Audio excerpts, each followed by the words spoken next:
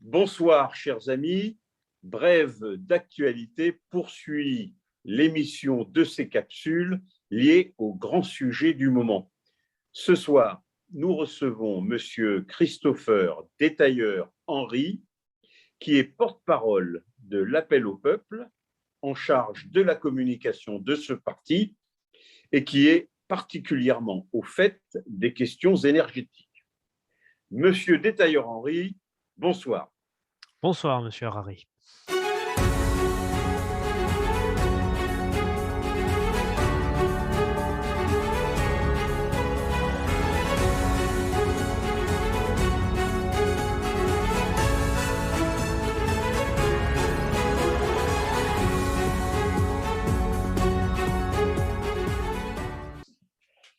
Alors, nous sommes très heureux de vous recevoir parce que vous menez actuellement des réflexions au sein de l'appel au peuple sur les énergies. Tout récemment, vous avez dû suivre l'évolution de la COP26 et vous avez constaté, comme nous, l'immense déception des gens qui sont intéressés par ces problèmes énergétiques, en particulier par rapport aux déclarations de bonne intention, euh, aux, aux introductions qui ont été faites par des discours des grands de ce monde. Pourtant, on nous a parlé sans cesse avant cette COP, pendant cette COP, on continue à en parler aujourd'hui, des énergies qui sont dites renouvelables. Alors, l'éolien, le solaire, nous savons que vous avez beaucoup de connaissances sur le sujet. Est-ce que vous pouvez nous éclairer un peu sur ce qu'on appelle les énergies renouvelables? Alors bien sûr, déjà, je partage tout à fait votre point de vue sur la déception de cette COP 26, évidemment. Alors, pour répondre à votre question, voilà, on va faire par ordre chronologique et pour que tout le monde puisse comprendre. Déjà, qu'est-ce qu'une énergie qui est dite renouvelable? Eh bien, c'est une source d'énergie dont le renouvellement naturel peut être considéré comme inépuisable, c'est-à-dire en gros qu'une source que la nature renouvelle en permanence. Deux exemples majeurs, le soleil et le vent, sont des énergies renouvelables. Donc du coup, on parlera des énergies éoliennes et des énergies du photovoltaïque.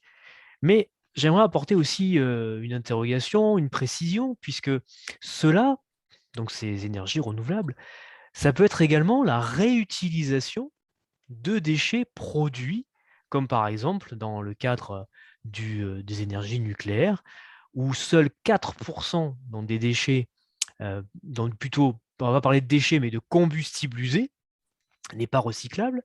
C'est-à-dire que, à contrario, 96% donc, de ce combustible usé est recyclable. Donc moi, je fais partisan des personnes qui pensent que l'énergie nucléaire est également une énergie renouvelable. Oui, alors c'est vrai que votre discours est surprenant, mais vous nous apportez un éclairage que beaucoup d'auditeurs ne connaissaient pas. Bon, vous avez évoqué l'éolien. Est-ce qu'on pourrait un petit peu avoir votre avis sur cette énergie qui fait l'objet de critiques, mais il y a également l'énergie, vous venez d'en parler, photovoltaïque, dite énergie solaire. Votre avis sur ces deux types de production d'énergie nous intéresse. Alors, sur les énergies photovoltaïques et les énergies éoliennes, il y a beaucoup à dire, tant les discours sont parfois un peu difficiles à cerner. Déjà, on parle d'énergies qui sont intermittentes, c'est-à-dire qu'elles ne peuvent fonctionner pour l'énergie photovoltaïque que quand il y a du soleil, et il n'y en a pas tout le temps. Et l'énergie éolienne fonctionne que lorsqu'il y a du vent, et pareil, il n'y en a pas tout le temps. Et encore, j'apporterai plus tard dans mon exposé une nuance sur ce fait-là, puisque oui, il faut du vent, mais il faut que le vent soit suffisant, mais pas trop important. Donc, c'est des énergies qui ne peuvent pas à elles seules répondre aux besoins, et c'est pour ça, et qu'on le sait peut-être pas assez, que pour compenser l'intermittence de ces énergies, eh bien, on est obligé de construire des centrales à gaz et des centrales à charbon, C'est ce que fait l'Allemagne, puisque l'Allemagne, comme vous le savez, a décidé, après la catastrophe de Fukushima de 2011, de stopper l'intégralité de leurs réacteurs nucléaires pour 2022-2023 ou plus tard, ce qui fait qu'elle va axer son énergie sur les énergies renouvelables en complément du charbon qui est lourdement utilisé par nos amis outre-Rhin et des centrales à gaz, puisqu'il y a un grand besoin en ce moment de gaz naturel par l'Allemagne, ce qui fait que c'est aussi ce pays soi-disant vertueux d'Europe qui fait grimper les coûts de cette énergie. Alors pour vous répondre un peu plus dans le détail, sans forcément être trop dans le détail sur le photovoltaïque et les éoliens, donc le photovoltaïque, c'est une idée intéressante puisque ça prend en considération la chaleur du soleil, donc ça c'est excellent. Malheureusement, les procédés que nous avons aujourd'hui ne sont pas suffisants pour répondre aux besoins.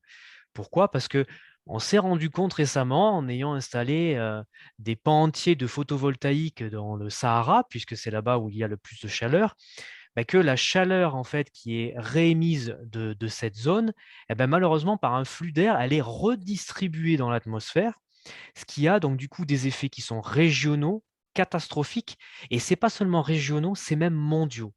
Et malheureusement, sur la chaleur du soleil, on est capable aujourd'hui de récupérer, enfin de transformer cette chaleur à hauteur de 15 à 20% en énergie électrique, ce qui est largement insuffisant. Sur l'énergie éolienne, puisqu'on nous vante les mérites depuis bien longtemps, c'est une énergie qui ne peut pas répondre aux besoins pour malheureusement plusieurs problématiques. Alors justement, Monsieur Détailleur-Henri, en vous écoutant, on est assez surpris parce que ce discours n'est pas repris par la majorité de nos médias, mais il y a une programmation pluriannuelle de l'énergie qui prévoit la mise en place, je crois, de 15 000 nouvelles éoliennes en France. Nous avions compris que la politique énergétique de la France, du moins ce que le gouvernement voulait faire, c'était de baisser la part du nucléaire, qui est de 75 à 80%, je crois, de le baisser à 50%, ce que voulait M. Hollande, ce que proclamait M. Macron quand il a été élu, en faisant justement, en développant l'éolien, le solaire, l'hydraulique aussi, l'hydrolien et toutes ces énergies. Mais l'éolien fait partie, encore aujourd'hui, dans les planifications énergétiques, d'une production extrêmement importante pour l'avenir. Oui, en effet, encore une fois, vous avez tout à fait compris le en même temps de notre président et je vais rejoindre, certains spécialistes, il ne faut pas dire la plupart des spécialistes de la question nucléaire. Nous avons la chance aujourd'hui de détenir notre électricité, de l'énergie nucléaire à peu près à 70% comme vous l'avez rappelé et beaucoup de pays nous envient sur ce sujet-là. Eh bien nous, qu'est-ce qu'on décide? On décide de réduire la part du nucléaire en France à hauteur de 50%. C'est le projet qui a été décidé sous Hollande, reconduit sous Emmanuel Macron. Alors c'est quand même étonnant quand on voit que maintenant Emmanuel Macron dit qu'il faut construire des nouveaux réacteurs nucléaires, mais en même temps, il faut pas sortir du nucléaire, mais réduire la part du nucléaire. C'est quand même un peu antinomique tout cela, et tout en sachant que c'est quand même le nucléaire qui nous apporte notre indépendance et notre souveraineté énergétique, et qu'on ne dépend pas des autres pour cette énergie-là, ce qui est assez aberrant. Alors, je reviens sur le projet sur les 15 prochaines années. En effet, vous avez raison, c'est l'installation de 15 000 nouvelles éoliennes. Et quand on parle des 15 000 nouvelles éoliennes, on ne parle que des éoliennes terrestres, pas des éoliennes maritimes. Alors, j'ai repris plusieurs données qui convergent sur les chiffres que je vais vous donner. Pour construire 15 000 nouvelles éoliennes, c'est 36 millions de tonnes de béton pour réaliser les socles. Alors, en plus, ça aurait pour effet de stériliser les sols. Mais ça, on n'en parle pas. C'est 8 millions de tonnes d'acier ordinaire et d'acier spéciaux. Parce que oui, comme on veut créer des éoliennes qui durent dans le temps, les matériaux sont robustes et solides, ce qui fait qu'il faut beaucoup de matériaux rares, et j'en parlerai peut-être tout à l'heure ou dans une autre émission, mais on ne sait aujourd'hui pas le recycler. C'est 435 000 tonnes de plastique spéciaux pour les pales, qui ne sont pas recyclables. 6 000 tonnes de terres rares pour fabriquer les aimants et les alternateurs. 15 000 tonnes par an d'huile de vidange.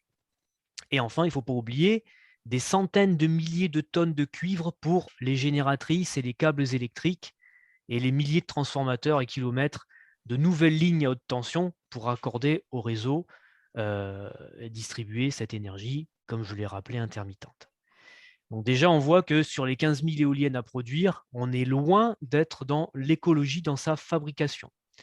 La capacité nominale d'une éolienne, c'est de combien? Alors, Stéphane Bern s'était fait remarquer il y a quelques mois en justement critiquant cette énergie éolienne, en disant que la capacité nominale, c'est en moyenne 25% du temps. Eh bien, il a raison. Il a raison, c'est 25% du temps quand on prend en moyenne cette énergie.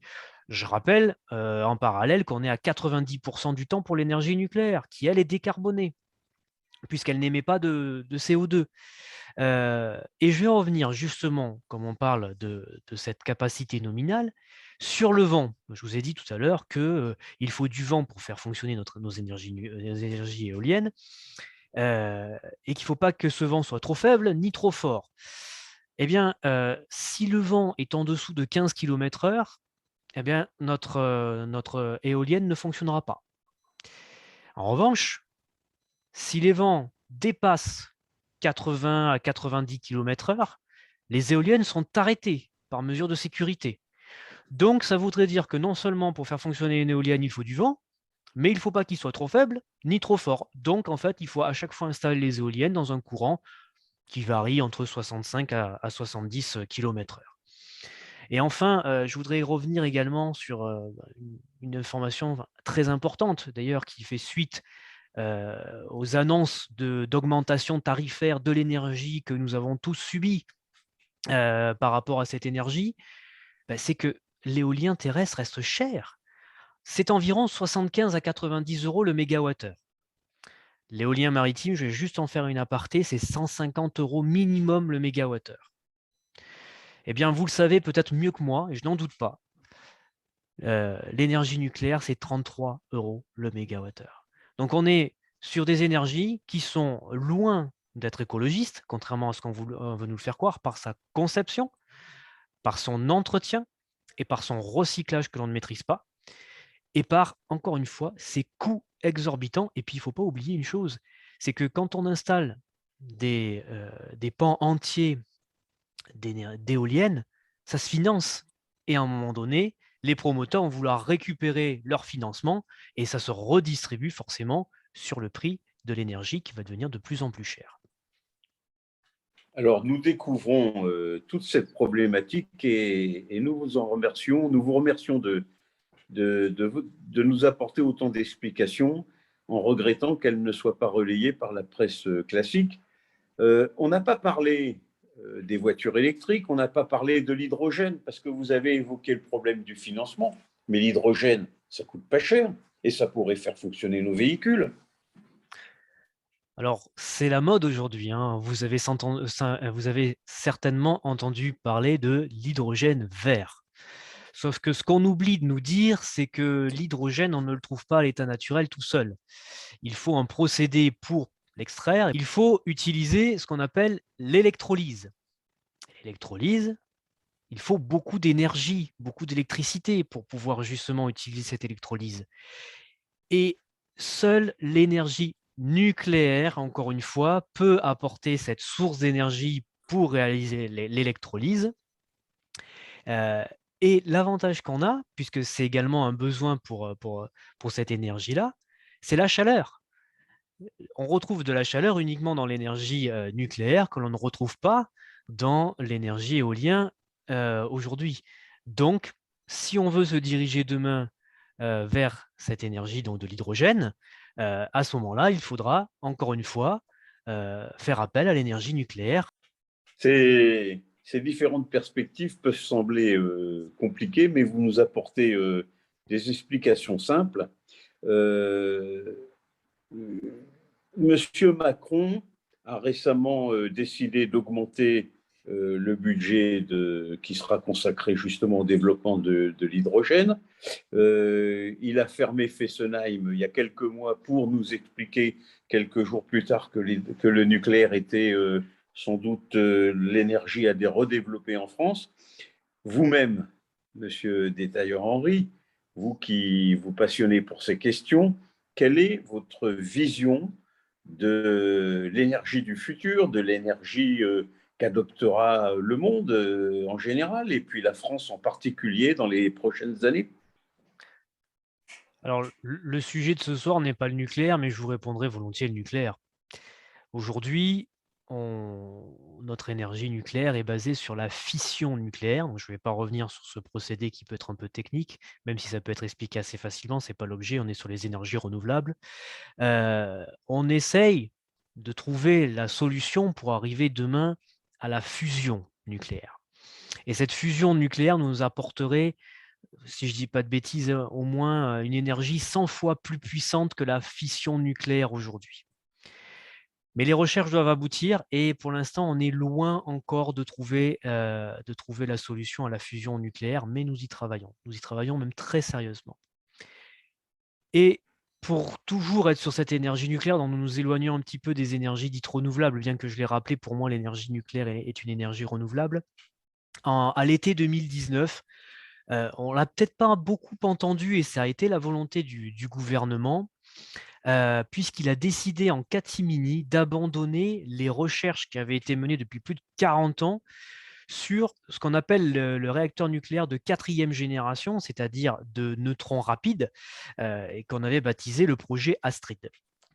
Et ces réacteurs à neutrons rapides, ils avaient pour principal avantage de tirer 50 à 100 fois plus d'énergie de l'uranium naturel, mais également et surtout la capacité d'effacer la seule ombre au tableau, et je parle bien de la seule ombre au tableau de l'énergie nucléaire, c'est-à-dire ces déchets, enfin, qu'on appelle déchets, mais qu'on devrait appeler, et on l'a évoqué tout à l'heure, des combustibles usés, puisque ces centrales nucléaires de 4e génération auraient comme objectif de consommer les déchets radioactifs des centrales nucléaires dites classiques.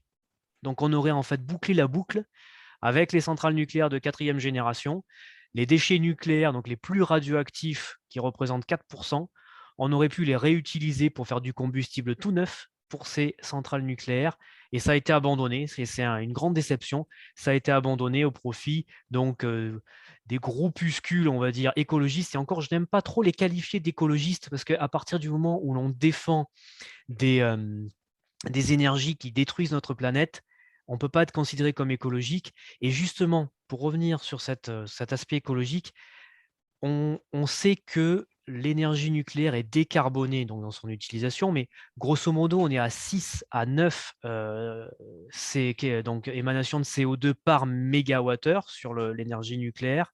Eh bien, l'énergie éolienne, on est à plus que ça, puisque les calculs ont démontré qu'on était à pas moins de 11 grammes de CO2 par mégawattheure. Donc, dans tous les calculs, le résultat est simple. L'énergie éolienne, l'énergie photovoltaïque sont plus polluantes que l'énergie nucléaire. Eh bien, un grand merci, Monsieur Détailleur-Henry, pour un éclairage particulièrement original. Nous aurons appris beaucoup de choses ce soir. Vos explications, sans aucun doute, nous rapprochent de la vérité concernant les énergies renouvelables. Je rappelle à nos auditeurs que la recherche de la vérité sur des points extrêmement importants de l'actualité, c'est l'objet de nos capsules et je vous donne donc rendez-vous pour nos prochaines émissions sur tous ces sujets grâce à Brève d'actualité. Monsieur Christopher Détailleur-Henry, un grand merci. Au plaisir. Et si je pourrais me permettre d'avoir le mot de la fin, j'aimais beaucoup cette série des années 90 que vous devez connaître qui s'appelait X-Files. Eh bien, on peut peut-être dire ce soir que la vérité est ailleurs.